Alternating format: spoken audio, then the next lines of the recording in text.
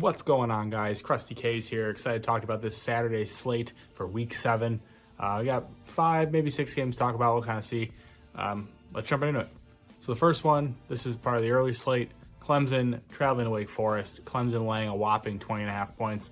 And that's where I'm going here. Clemson minus 20.5. This Wake Forest team is bad.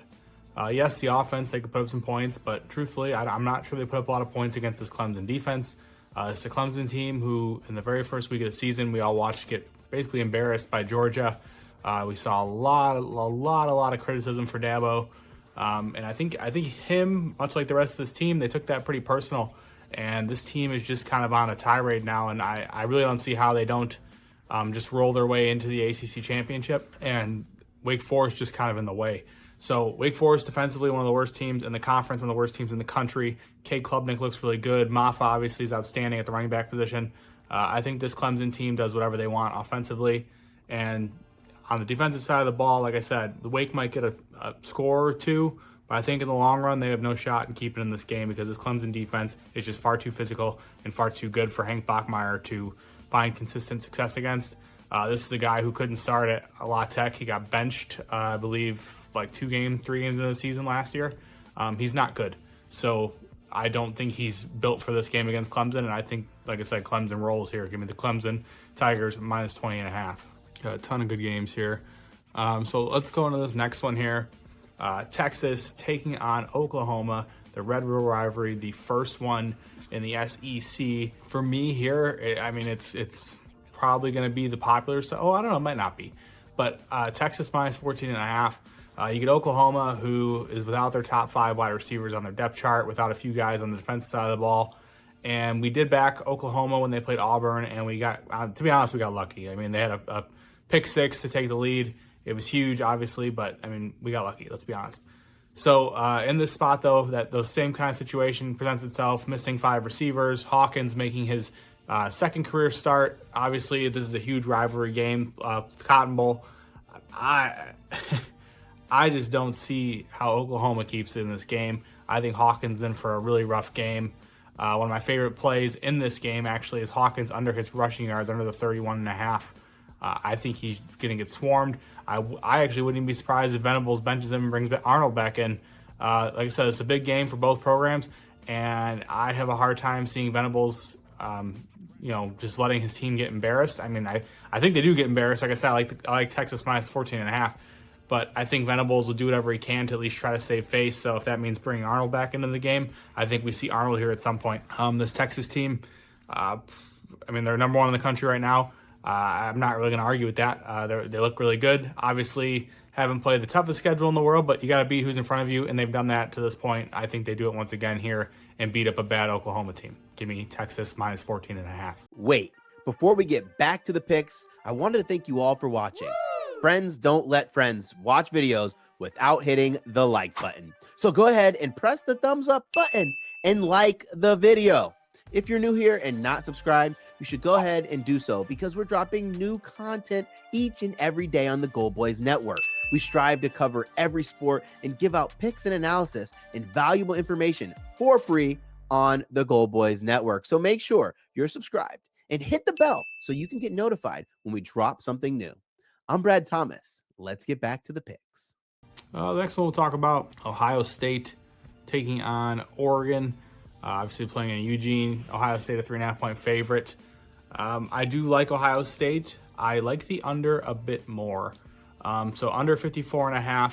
I really think these defenses kind of show out here. Obviously, there's a ton of talent on both these offenses, but neither team has really played a quality opponent just yet. I think these defenses kind of flex a little bit. I think it's going to be a lot more low scoring than people realize. Actually, kind of look closer like a typical Big Ten battle. If you wanted to, do some sort of pairing, I think you could do like Ohio State money line paired with some sort of alt under. But I think the under 54.5 is good money, and I think it honestly comes home with relative ease. Like I said, this one just to me screams more of a classic Big Ten battle. You got Ohio State, who obviously wants to come in. We all know that Ryan Day has struggled in these big matchups. That's no secret. Dan Lanning has issues of his own. I love Dan Lanning as a head coach, truthfully.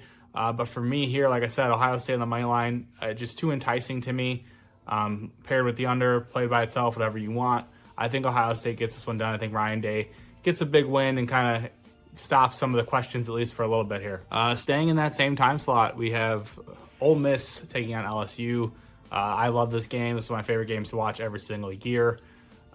Should be high scoring in my opinion. I've seen a lot of love for the under, and I believe it's because there's some sort of trend out where, you know, the under has cashed X amount of times, whatever.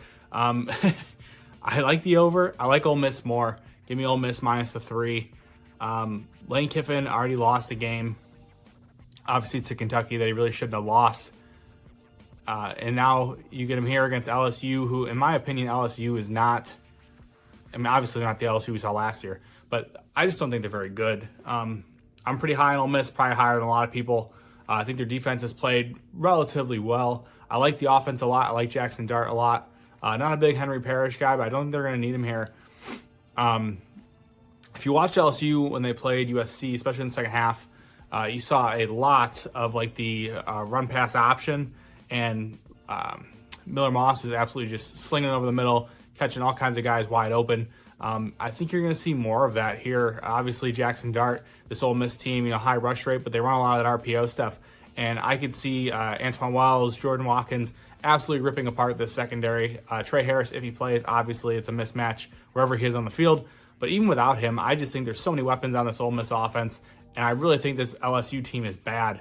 Even if Nuss keeps them in it for a bit, I just don't see how they win this game. Give me Ole Miss minus 3 here in Death Valley. Hey guys, I just want to give a quick reminder that new users can bet $5 at FanDuel on any of the bets in this video and win $150 in bonus bets if the bet wins.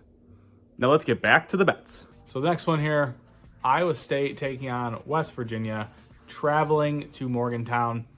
For me here, actually, I do like the home dog. West Virginia getting plus 3.5 at home. I'm going to get involved there. It's a little weird. I felt like this spread was a bit short. Thought Iowa State should have been favored by more, truthfully. And if you don't know anything about Morgantown, stuff gets a little weird up there. So while I do think Iowa State is the better team, I don't think they win this game. I actually wouldn't be opposed to grabbing WV on the money line here. I'm just going to take the plus 3.5 for a little security. But I don't know. Iowa State, sneakily, their defense is actually not good. If you've seen it, against the run in particular, they've actually really struggled. Now you're going to face a West Virginia team who loves to run the football. They got Garrett Green, C.J. Donaldson, White. You know, they're loaded with guys who can run the football. And I really think they find some success on the ground here against Iowa State. And like I said, Morgantown's an incredibly tough place to play. So giving me 3.5 points with a team that can run the ball against a defense that actually can't stop the run as well as a lot of people think they can. This is a great spot for, I mean, I guess you'd call it an upset, right? Because Iowa State's ranked 11th against unranked West Virginia. Yeah, I mean, I'll take a chance here. West Virginia plus 3.5. The last one we are going to talk about is a game that I only talk about because I know it's a popular team. Kansas State traveling to Boulder to take on the Buffs. This line opened at, I believe, like Kansas State minus 6.5. It's all the way down to minus 3, I think it is. Yeah, minus 3, minus 3.5 some spots. So I was pretty impressed with the way Colorado handled UCF. I thought for sure UCF would just run all over them. I thought RJ Harvey was going to have a huge day. They contained him pretty well. And the Colorado offense showed you just how bad UCF's defense is. I don't think Colorado finds the same success against Kansas State here. I think this Kansas State team, just offensive line-wise, DJ Giddens, I think it's a better combination, a more dangerous combination than the UCF O-line and RJ Harvey. I don't love Avery Johnson's arm, and if this game comes down to Avery Johnson's arm, I think Colorado does win. For me here, what I ultimately like is the over. I think that, like I said, I think DJ Giddens can get it going on the ground. I think Avery Johnson will be able to use his legs as well. He'll only have to make those kind of like routine throws, the ones off the rollouts where like there isn't much expected of him. The stuff that he's good at, don't force him to be a pocket passer, basically, is what I'm getting at. I think they'll find success and they'll score some points. And on the flip side, I don't like this Kansas State defense at all. I think Colorado offensively is loaded with weapons. Biggest concern, obviously, is the Kansas State pass rush. But Colorado's done a pretty good job of getting the ball out of Shador's hands quick. I think they'll continue to do that here. I think we'll see that in that quick passing game with the talent they have at receiver. Any of those little short passes can turn into a big play, in a blink. So give me the over 55.5 here. I think this thing is like 30-30 before it's said and done. But those are 6 of the games for Saturday. Like I said, I might be the most popular, might not be. I don't know. 6 I want to talk about. I appreciate you guys tuning in. Let's keep cashing. As always, you can get all my official plays at goldboys.com. If you have a gambling problem, don't want to hire a gambler. Thank you guys.